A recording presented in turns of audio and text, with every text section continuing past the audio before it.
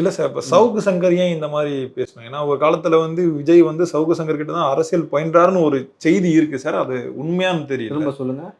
சவுக்கு சங்கர் கிட்ட விஜய் அரசியல் பயின்றாருன்னு ஒரு செய்தி இருக்கு சார். காமெடி நியூஸா ஒரு இதை கட் பண்ணி போட்டு விட்டுருங்க, அவ்வளவுதான். புரியுதுங்களா? ம். நல்ல ஒரு ஏன் விஷயம். விஜய்க்கு எதிராக ஒரு பேசணும் சார் இனி? சார், விஜய் அவர்களை பொறுத்த வரைக்கும் ஒரு விஷயம் நீங்கள் புரிஞ்சுக்கங்க. எல்லா அரசியல்வாதி பேசக்கூடிய பேச்சையும் உற்று கவனிக்கக்கூடியவர், அப்சர்வர். அவர் வந்து விஜய் வந்து எதுக்குமே டக்குன்னு ரியாக்ட் பண்ண மாட்டார். ரெண்டாவது, யாரையுமே வந்து தனிப்பட்ட முறையில் வந்து அவங்கள பற்றி பேசுகிறதோ, காசிப் பேசுகிறதோ, அவங்கள வந்து கேவலமாக சொல்கிறதோ அந்த குணம் நிச்சயமாக அவர்கிட்ட சுத்தமாக கிடையாது. அவர் ரொம்ப ரொம்ப தெளிவாக இருக்கிறார். நீங்கள் சவுக்கு சங்கட்ட விஜய் வந்து அரசியல் கட்டுறான்றலாம் எவ்வளோ பெரிய காமெடி தெரியுங்களா? நீங்கள் உச்சபட்சம் நீங்கள் நல்லா யோசிச்சு பாருங்கள். விஜயை எதிர்த்து நான் அரசியலுக்கு வரப்போறேன்னு சவுக்கு சொன்னார், ஞாபகம் இருக்கா? ட்விட்டரில் பதிவெல்லாம் போட்டார், சிகரெட் பிடிச்ச மாதிரி ஒரு ஃபோட்டோலாம் போட்டார், பார்த்துருப்பீங்க நீங்கள்.